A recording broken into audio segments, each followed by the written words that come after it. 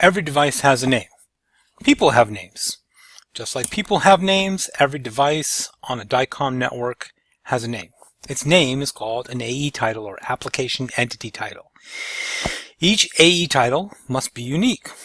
PACS admins usually name the devices on their DICOM network by combining the location plus the modality plus a sequential character. For example, a CT unit in the ER department at Lancaster General Hospital might be named something like this. Location, LGH-ER, the modality CT, sequential character 1. You could use an A if you don't like numbers. Gives you an AE title of LGH-ER-CT1. Every time a facility buys a new device, it has to give it a name. This is why the sequential character is important. One of the jobs of the PACS admin is to give new devices a name. So having an effective naming scheme is very important. Some PACS maintain a list of devices that the PACS will communicate with. If the device name isn't on that list, it will not be able to communicate with the PACS. So this is another reason it's important to have a good device naming scheme. Every device has an address in the same way that people live in a house and have an address. Devices have names and they have addresses. Every device has a static IP address on a DICOM network. There are two types of IP addresses. They're static and DHCP. A static IP address is always assigned to the same device every time it connects to the network. A DHCP address is leased from a pool of IP addresses each time a device connects to a network.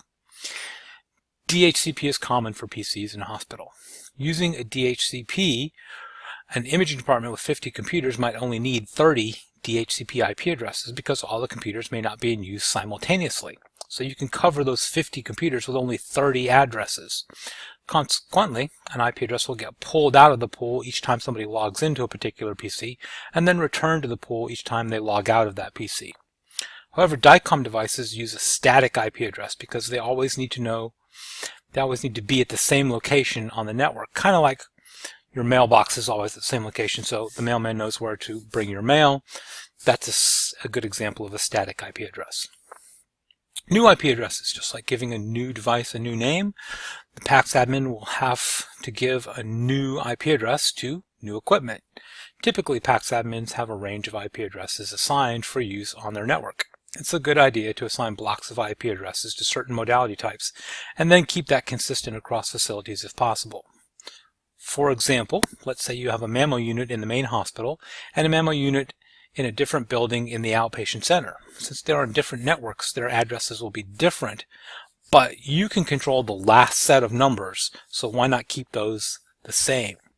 So for example, at LGH, the mammo unit there might be 192.168.55.10, but in the outpatient pavilion, the mammo unit might be 172.133.12.10. You can't control the first 3 octets of numbers, but you can control the last one. So if you assign them, all mammo units end in the number 10, or that range, 10, 11, 12, if you've got more than one mammo unit. It can be helpful searching log files if you know a certain modality type ends in a particular range of numbers. Every device has a port, and every device has a port number. A port's like a door. Does your house have a door? If the answer to that question is no, how do you get in and out of your house? Do you crawl through the windows? Are you beaming in? Okay, I'm getting off on a tangent there. Does it have multiple doors that have designations like front door, side door, back door? Those would be door numbers or door ports. Ports, doors, same thing. Well, each DICOM device has a door and it is designated by a number. The most common ports used for DICOM connections are 104 and 3000. Every device has a preferred port number specified by the vendor. The PACS will also have a vendor preferred port for DICOM connections and the modality work list. The PACS admins don't usually choose the ports for the devices, but he or she does need to know what port numbers they use for these type of functions. Device settings. Every DICOM device has 3 important network configuration settings. They are AE title, IP address, and port. This is a fundamental question that I will be asking you as long as you are in this program. If I say, what 3 things do you need to know to set up a DICOM device? You should say, well, I need to know the AE title, the IP address, and the port. Every time you configure something to connect to a DICOM network, you're going to need to know AE title, IP address, and port. Every PACS admin, wherever they work, has a record of all devices on their DICOM network, and everybody has a different name for this record. I like to call mine a modality device master list, or MDM for short, because you can't have too many TLAs. Don't walk into a hospital and say, can you show me your modality device master list? That's Tom's name for this particular list. For example, in GE, the GE PACS system maintains a record of all the devices that's connected to it and what their AE title, IP address, and port are. And the tool that does that is called Flamingo. So if you're working with a GE PACS system and you want to see the MDM, you're like, show me the Flamingo, or is that device in Flamingo? So what we will call it in class is modality device master, but that's not a universal term, that's just Tom's term. And so it would look something like this if it was just a simple Excel sheet. It would have the location, the modality, the AE title, the IP address, and the port. PCs have network information too. Every PC has its own unique network configuration settings, and they are host name, IP address, subnet, gateway, DNS servers. These settings help other PCs and devices locate the PC on the network.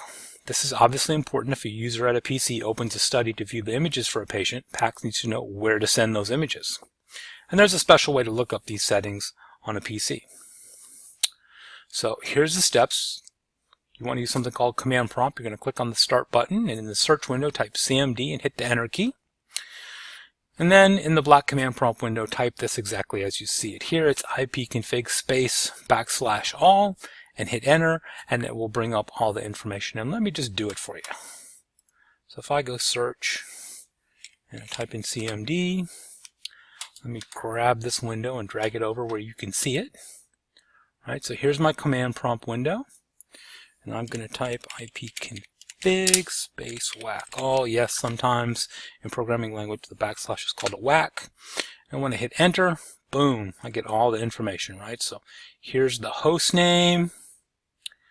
Down here is my IP address for my PC. Here's my subnet mask. Here's my gateway, right? And here is my DNS servers. So I can get all of that information by using command prompt, typing in this command, and I can find all the information about my PC and its network configuration. Alright, so thank you for watching. So in watching this, I noticed that I said /ipconfig / all, when in fact that is a /. So let me clarify that. The command is ipconfig space / all, not a /. My bad. Thank you for watching.